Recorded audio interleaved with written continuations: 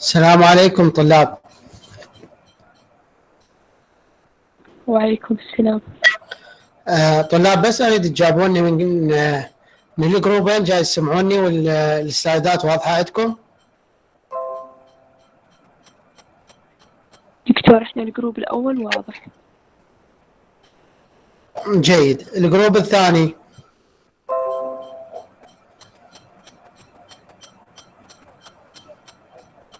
نعم دكتور نسمعك. والسلايدات واضحه عندكم؟ واضحة. جيد.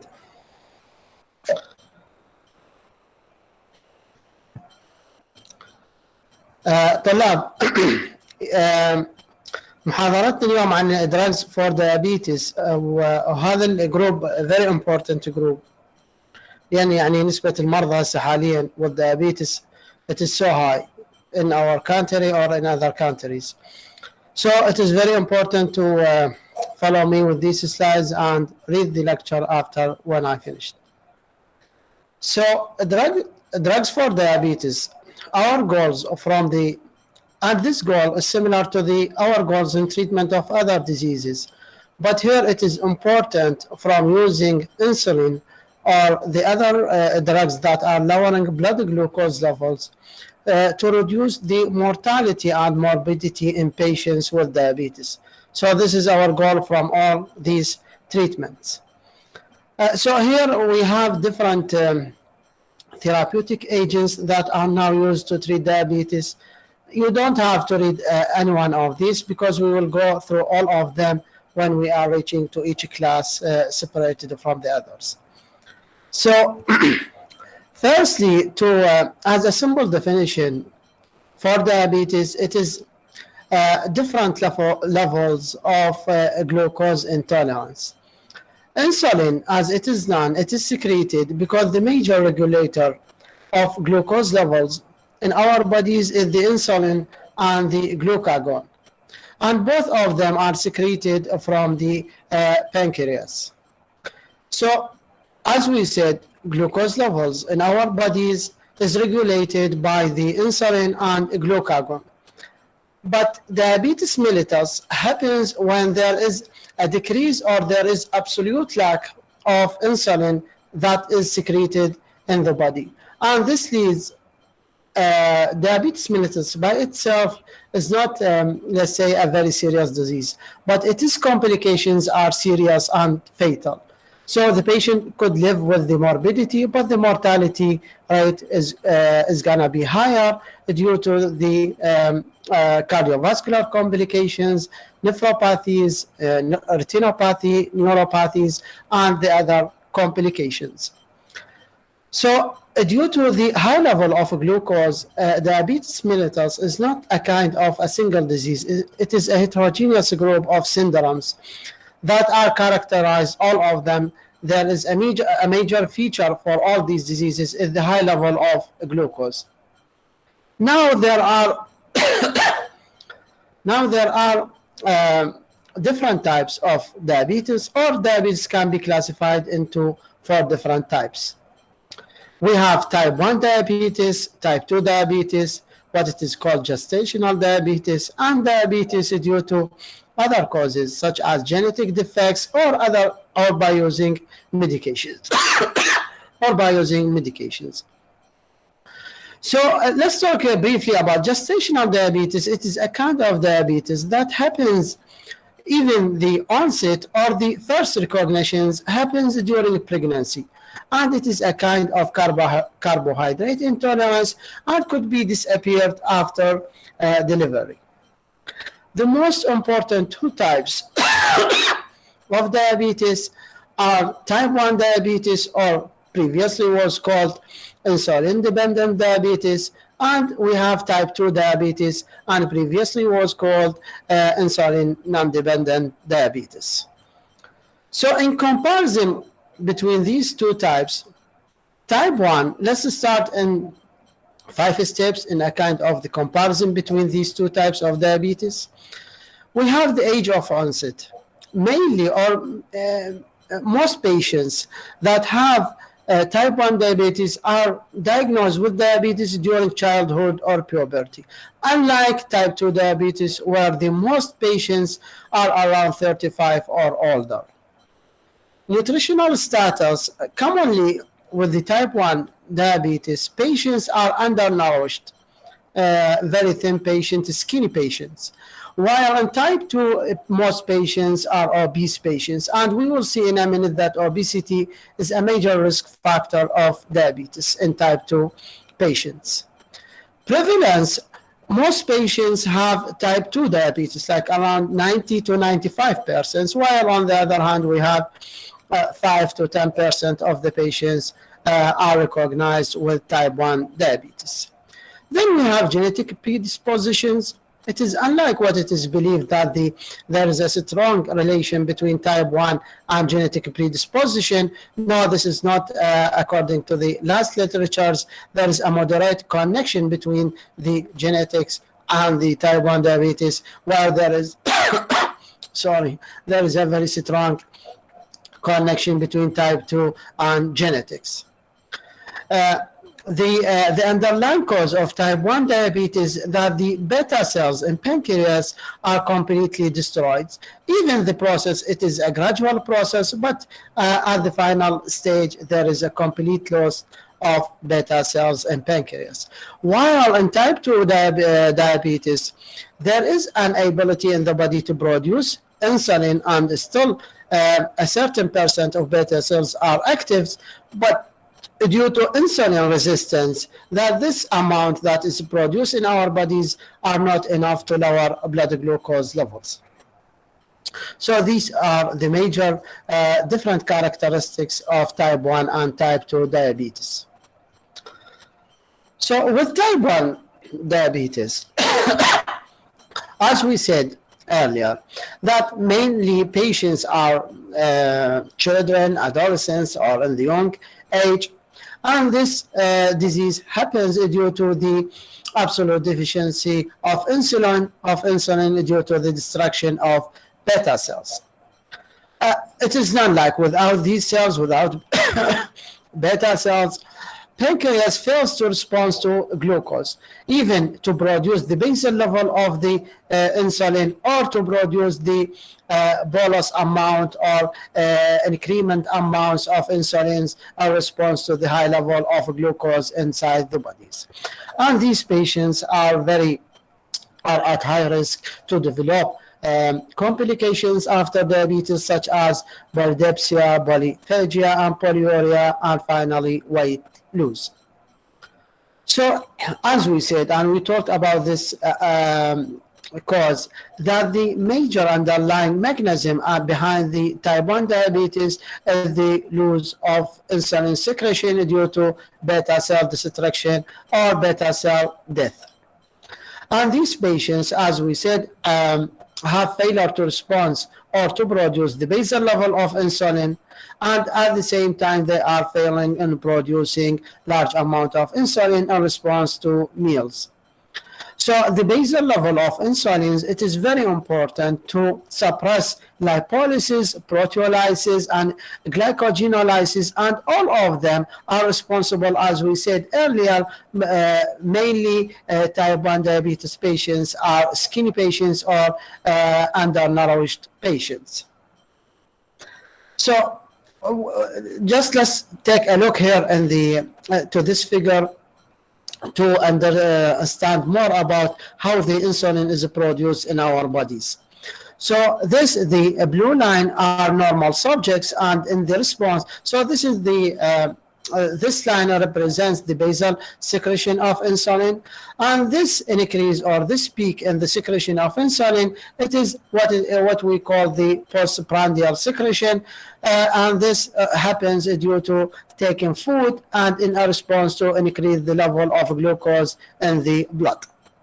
And we see that this happens in a short period and continues for up to 15 minutes. And after that, there is a postprandial secretion of insulin continues in this shape until to reach to this line again.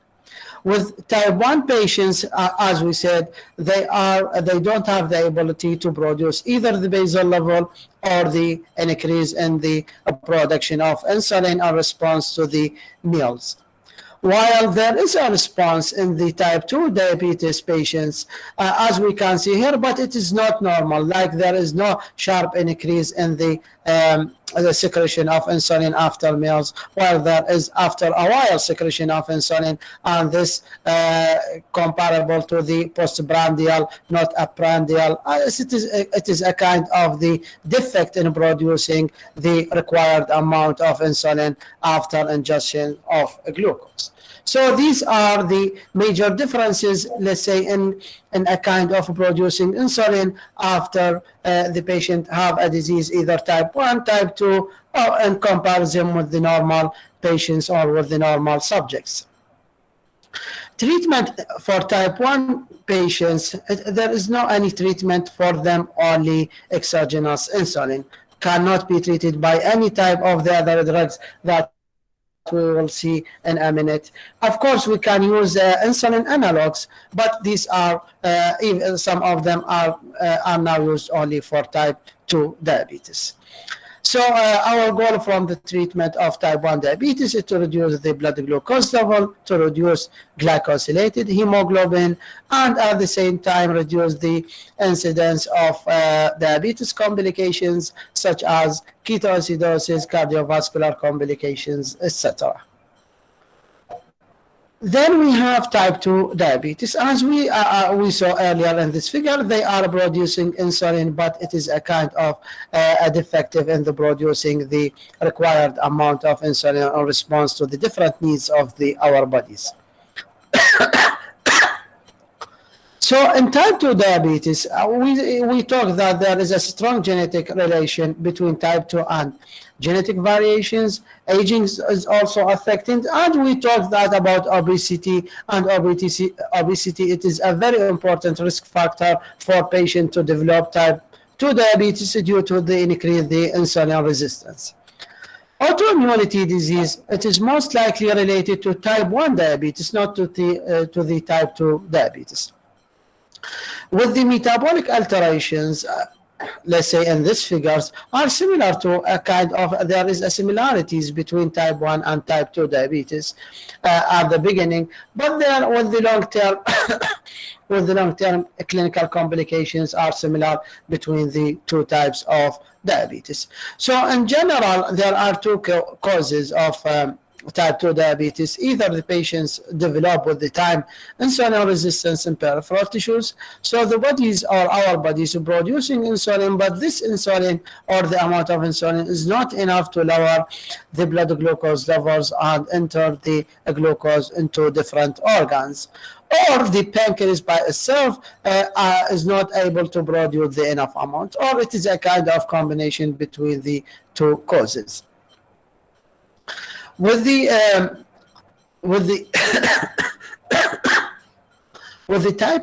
type 2 diabetes, as we said, the major risk factor is obesity. There is now a number of studies show that the obese patients develops chronic inflammatory conditions, and these chronic inflammatory conditions, it is a kind related to the increasing of the insulin resistance. With the treatment of type 2 diabetes, it is very important here, this figure, how to follow up treatment in type 2 diabetes. We said that the patients in type 1 are only treated by using exogenous insulin. But for type 2 diabetes, it is a kind of a combination of different strategies in order to lower the blood glucose levels. So firstly, the first steps or the initial recognition of the type 1, type 2 diabetes in the patients. So it is recommended to tell the patients for the weight reduction in order to reduce the insulin resistance. Exercises is very important in addition to the dietary modification. So this is at the beginning. In the first 5 years of the treatment of this disease, it is recommended to use a kind of combination between diet modifications in addition to metformin, and what we were seeing, that the metformin is insulin sensitizer drug.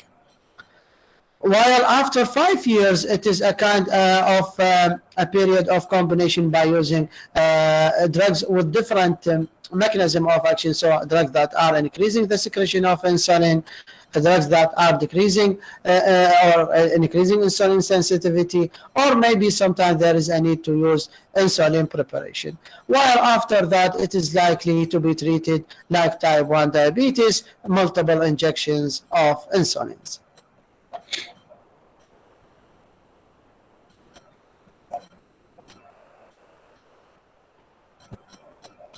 طلاب واضح عندكم لحد اللي هنا اكو انقطاع او فشي؟ واضح دكتور. الجروب الاخ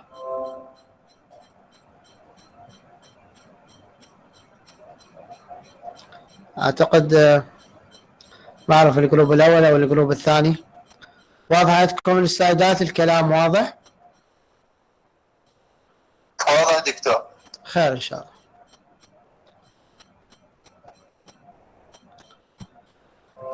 So, here on the treatment of diabetes mellitus. So let's start with the very important treatment for diabetes mellitus, because all patients with diabetes at a certain stage of their life will need insulin or insulin analogues.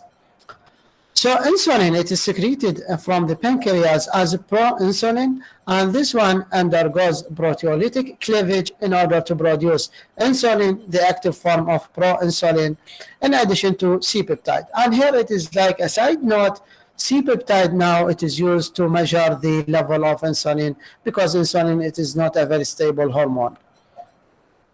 So when the blood glucose level it is elevated in the blood, glucose enters to the pancreas cells, beta cells, and after phosphorylation by glucokinase, this one undergoes certain steps of metabolisms in the Krebs cycles or other ATP producing cycles, and this leads to an increase the level of ATP, and ATP is responsible to produce blockage of potassium channel. And after blockage this channel, there is a membrane hyperpolarization, and this leads to an increase the level of calcium inside these cells, and increasing the level of calcium will lead to the insulin exocytosis. So these steps are very simple steps just to show you how insulin it is produced in our body, like how the cells are respond to the glucose, and to the final steps how to produce insulin or response to the high level of glucose. So from these mechanisms, many drugs or therapeutic agents have been developed targeting different pathways. So it is like as we said, insulin, it works directly by entering the glucose into the cells of different organs, and it is needed by the type 1 and type 2 diabetes. So let's go to the side effects of insulin.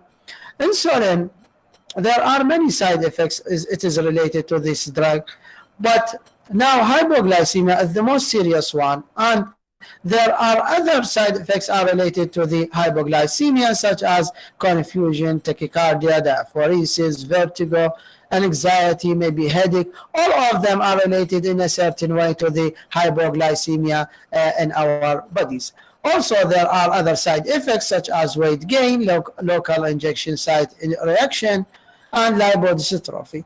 And lipodystrophy, this happens due to the injection of insulin on these sites, and this causes disruption in the proteolysis and lipolysis locally at these sites, and causes with the multiple uses lipodystrophy at these sites. So it is recommended to tell the patients to change the site of the injection during different intervals. Also, insulin could induce a kind of renal insufficiency, and this may need to decrease or change the dose of insulin with the time. Also, there is now a kind of side effects happen specifically with this preparation, inhaled insulin, and this patients may suffer from asthma or asthmatic attack, and it is, let's say, contraindicated or used with caution in patients with the chronic obstructive pulmonary diseases, smokers, or patients with asthma. Then pharmacokinetics. Pharmacokinetic. It is very important with the insulin preparation because we will see in a minute that different pharmacokinetics are related just to different amino acid sequence, but with the same molecule. So they are taking the same insulin by inducing certain modifications in the amino acid sequences, and this causes insulin a product with different pharmacokinetic effect, while from the pharmacodynamic there is no any difference in their effect. Also, not only the amino acid sequence, we have other factors such as dose, injection size, blood supply, temperature, and physical activity could also induce different duration or onset of action of different insulin preparations. So, as it is known, insulin, it is a polypeptide, so cannot be used orally. Even there are now certain research shows that it could be synthesized in the future as an oral dosage form, but now it is now used mainly by subcutaneous injection, IV injection, maybe for the emergencies, and now there is an inhaled preparation of insulin. Also, it is continuous subcutaneous insulin infusion, or what it is called insulin pump. This is not a different kind of the different dosage form. It is a similar, but here we are putting insulin inside a device, and this device is implanted subcutaneously, and it will release insulin according to our body's need. So it releases insulin to the basal level, and when there is an increase in the glucose level, there is a bolus secretion of insulin from this device. So in general, preparations of insulins are divided into rapid, short, intermediate, and long acting. So this figure shows that that we have in the rapid onset of insulins, we have these drugs or these insulins: insulin aspart, Cipro, and glulysin. Regular insulin is the prototype of the, not the the rapid acting, it's the short acting insulin. So these ones are rapid acting, this one is short acting. Then we have intermediate, the NMPH insulin. Then here we have Ditimer, Glargine, and diglodic insulin. All of them are long-acting insulins. And we can see here these are acting so fast, but their effect terminated soon. The regular insulin started after the rapid onset of insulin, and its duration is a kind slightly longer, while for the intermediate there is a kind of late peak, but its effect continues up to 18 hours. While we see with the long-acting insulins that their effects, it is like there is no peak, so they are continuously provided in the body, but they are cannot be used when there is a severe or sharp increase in the glucose levels. We will see these all in the minutes. So rapid acting insulins, as we said, here we have different preparations. We have regular insulin, insulin Cipro, aspart, and glulysin. Sorry. So all of them are rapid acting, short acting, but now regular insulin is considered as a short acting, and not like a rapid onset of acting. And regular insulin, it is a preparation that is soluble and crystalline zinc of insulin. We said that the modification of the amino acids and the consequences causes these different onset of actions and duration of action. So let's start with the rapid onset of insulin. So these ones are acting in around 30 to 90 minutes, like their peak levels. While with the regular insulin, it is it is peak level, it is around from 50 to 120 minutes. Inhaled insulin, it is a kind like in between, like between the effect or the peak effect, the rapid onset and regular insulin.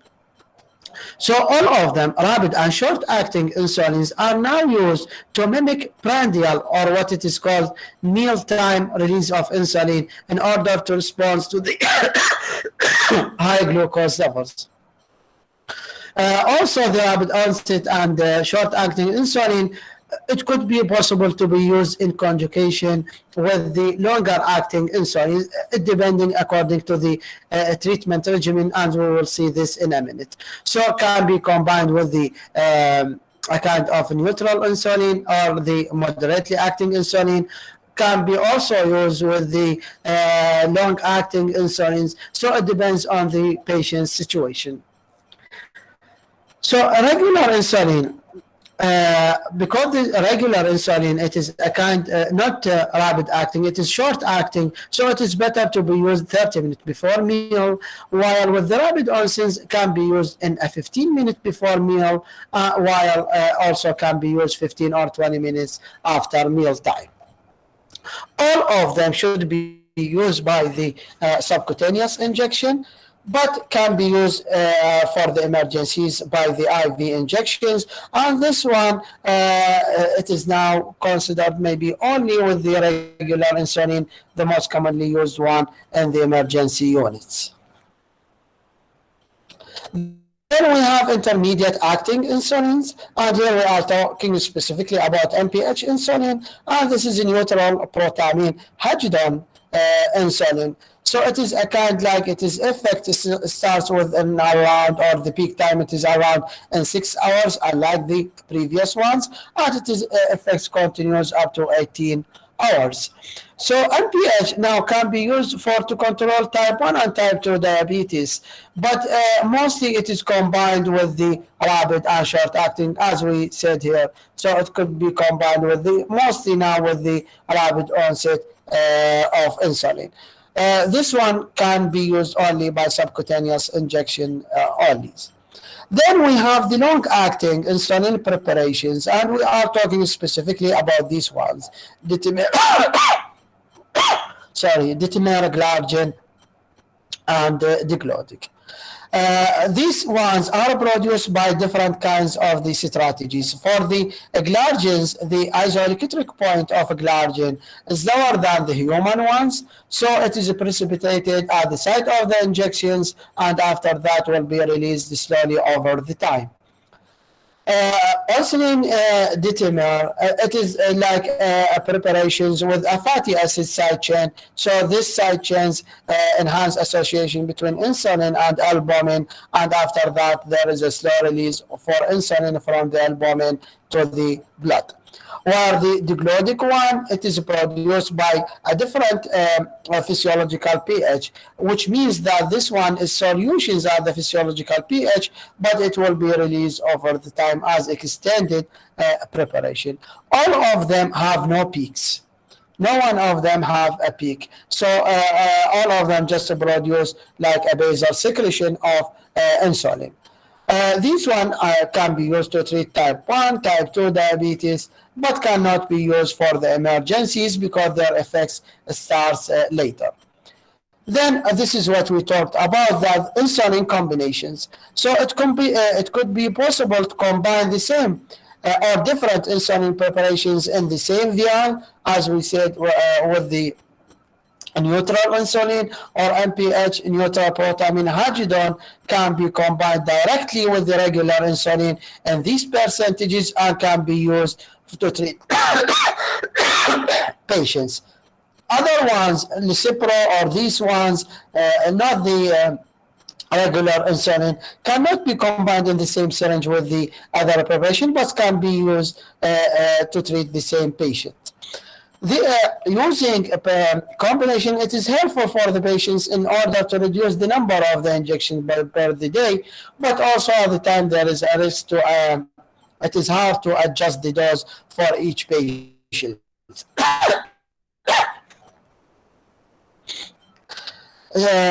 a treatment sorry.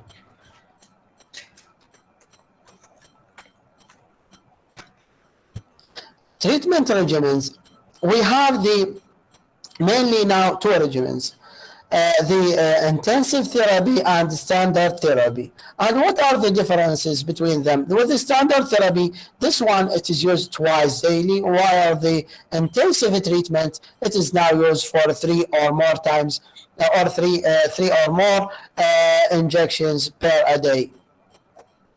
Both of them, the goal from the treatment is to reduce the blood glucose level less than 154 mg per deciliter, or to reduce the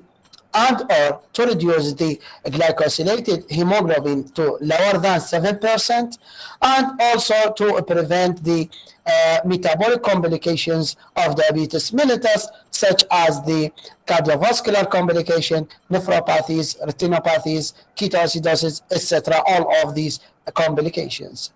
However, these goals are more reachable with the intensive treatment, because here we are now using insulin for 3 times or more, unlike with the standard treatment. But this one also is responsible for the high incidence of side effects of insulin, such as hypoglycemic episodes, comas, seizures, and all of them are serious. So from the figures here, we can see that with the standard treatment or intensive treatment, the percentage of patients with the complications is hugely reduced by using the intensive treatment in comparison with the standard treatment, and this is very attractive for the physicians and for the doctors to use the intensive treatments. However, on the other side, we can see here that the hypoglycemic episodes, the side effects with the intensive treatment, it is around like 3/4 more than the standard therapy, and this means that the patients are at high risk to develop the side effects of insulins. So the intensive treatment now, it is not hugely recommended for the patients with long-standing diabetes, significant microvascular complications, even they are reducing the microvascular complications. But with the very significant form of microvascular complications, it is not recommended to use intensive therapy. Advanced age or patients with the hypoglycemic unawareness.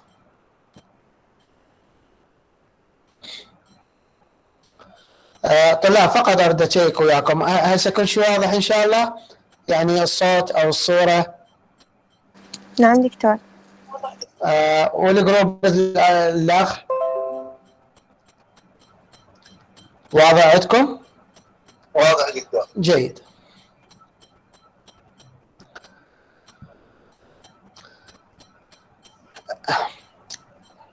Let's start with so now we finish with the insulin preparation. So now let's start with other ways or other strategies in order to increase the secretion of insulin from our bodies. So the first ones, or the first group in this class, or what it is called insulin analogues, we have amylin or amylin analogues. Amylin is a hormone that is secreted also from the beta cells, but this one works on the glucagon secretion. So it delays gastric emptying time,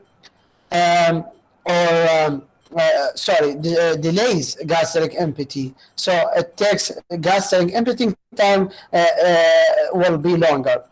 Decrease postprandial glucagon secretion, and this one, it is very important to increase the glucose in the blood after meals, and also to improve satiety. And this one is now used to reduce, maybe not this one, we will see this effect mostly to reduce the weight with the glucagon-like peptide receptor agonist. So the first drug in this class is pramlintide. It is a direct agonist to the amylin receptor, so it is just to work through the amylin way. So it is these effects delay gastric emptying, decrease postprandial glucagon secretion, and improve satiety. All of them are done by pramlintide through direct activation of the amylin receptors. This one now also is used by subcutaneous injections after meal or immediately before the meal, sorry. And also there is now, according to the studies, there is when it is used in a combinations with insulin, so maybe it is recommended to reduce the dose of insulin by around 50%, and it is a very huge percent since there is a risk for the patients to develop hypoglycemia if they are combined by the same doses. I mean, there is no titration for the doses. So hypoglycemia is a side effect for the amylin analogues. Also, we have nausea, anorexia, and vomitings are related to the using of pramlintide. Also, this drug should be avoided in patients with gastroparesis, which means also already they have delayed stomach emptying, or patients who have creatine hypersensitivity, and this is related to the preparation of amylin. Or patients who have hypoglycemic unawareness.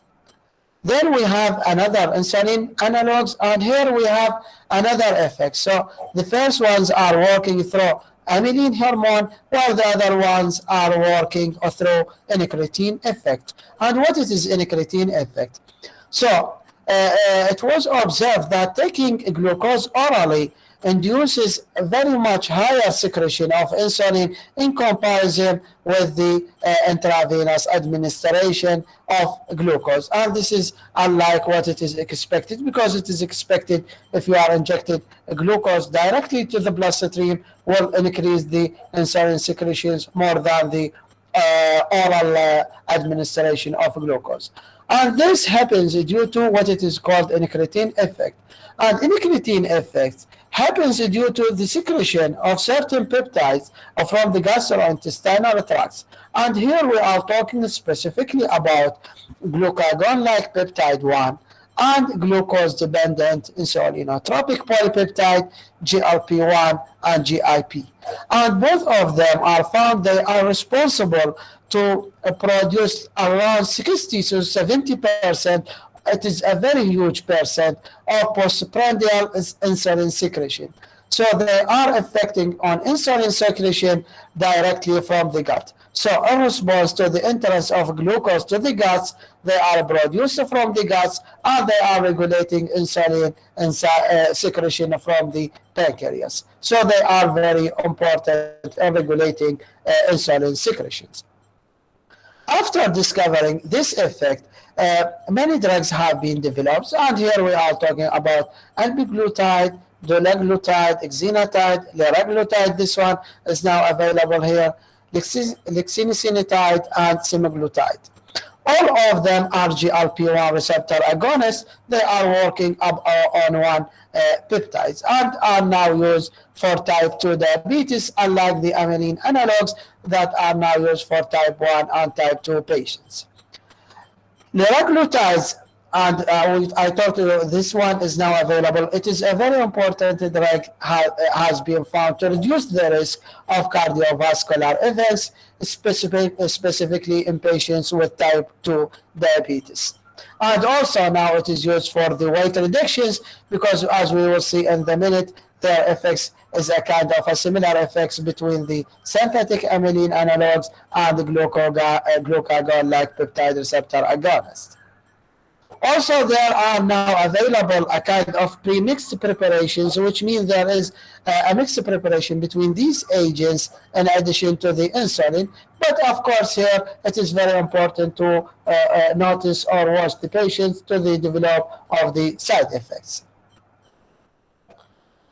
The mechanisms or all these analogs that are working through GLP-1, they are working through slowing gastric emptying time, reducing food intake or enhance satiety, the patient feels of fullness, decrease postprandial glucagon secretion, and promote beta cell proliferation, which is a kind of a very different effect from any non-drug that is, because it is there is no any drug enhances beta cell proliferation except these analogs. So that postprandial hyperglycemia is reduced, glycosylated hemoglobin also declines, in addition to like weight loss, and it is very important for patients with type 2 in order to reduce the insulin resistance. Pharmacokinetics, these agents are different in their duration of actions, but all of them are polypeptides and should be used only by subcutaneous injection.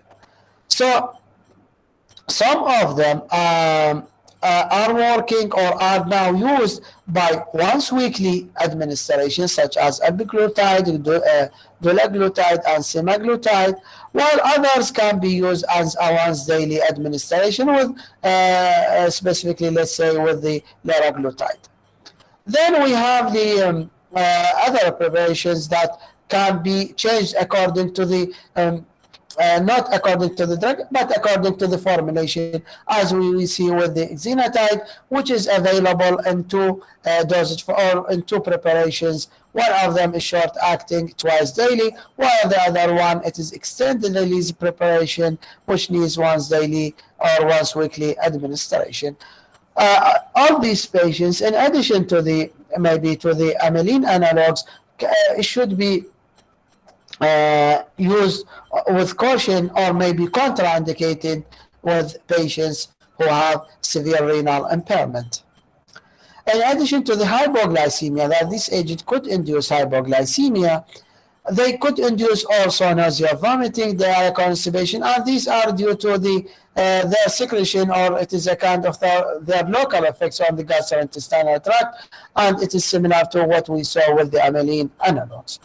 Then we have pancreatitis, and this is very severe and may need to discontinuation these drugs. And finally, there are studies in animals, not in humans, that shows that these agents could increase the incidence of thyroid C cell tumor. So that patients who have a history of medullary thyroid carcinoma or multiple endocrine neoplasia type 2, it is better not to use these agents for these patients. I think up to here our lecture for today is done. Please, if you have any questions for now or for later, just let me know, maybe in comments now or in our Google class. Thank you very much. دكتور نعم. أنا داخلة للميتم من 8:30، لكن ما وصلني إشعار إنه أكو حضور بالكلاس. من دخلت ما يطلع لي، يعني حتى لو أرسل بالكلاس ما يطلع لي. هذا السؤال ما متعلق بالمحاضرة، هي أول مرة صار عندك المشكلة لو صار عندك نعم قبل؟ دكتور، أنا كل المحاضرات جاي أسجل حضور. زين ليش ما اتصلت بدكتور أسامة على مود يعني يضبط هاي الشغلة معك؟ دكتور بالبداية ردت أستأذن من حضرتك لأن المحاضرة تابعة إلك، وبعدين أسأل دكتور أسامة. ماكو إشكال، هسه أنت بس دزي اسمك على الجوجل كلاس، يعني كتبي إذا هسه ينزل الرابط مالت الحضور، وأنا هم أتصل بدكتور أسامة وأقول له إن شاء الله. دكتور الكلاس ما يقبل تعليقات. لا مو هذا الكلاس اللي ننزل عليه المحاضرات. تمام دكتور، شكرا. تمام، العفو. طلاب اكو بعد اسئله في شيء متعلق بالمحاضره؟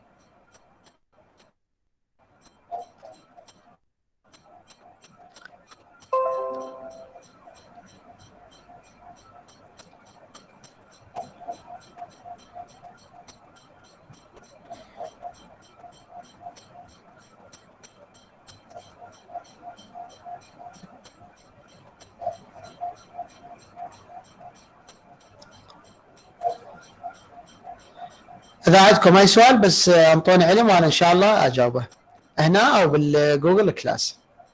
شكرا جزيلا.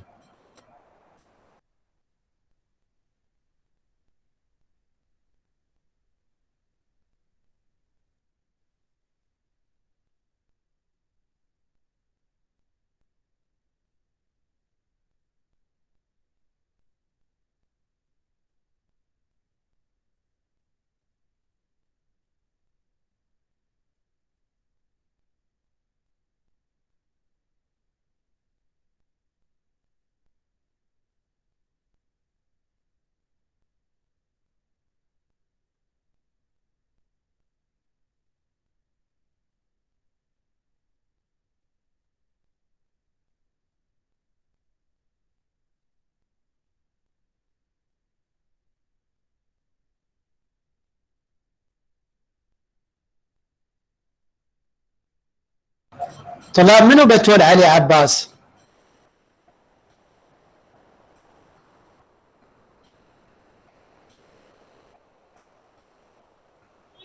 نعم دكتور. شنو اللي ما واضح عندك بالشرح؟ دكتور بس الشرح مال حضرتك كلش سهل.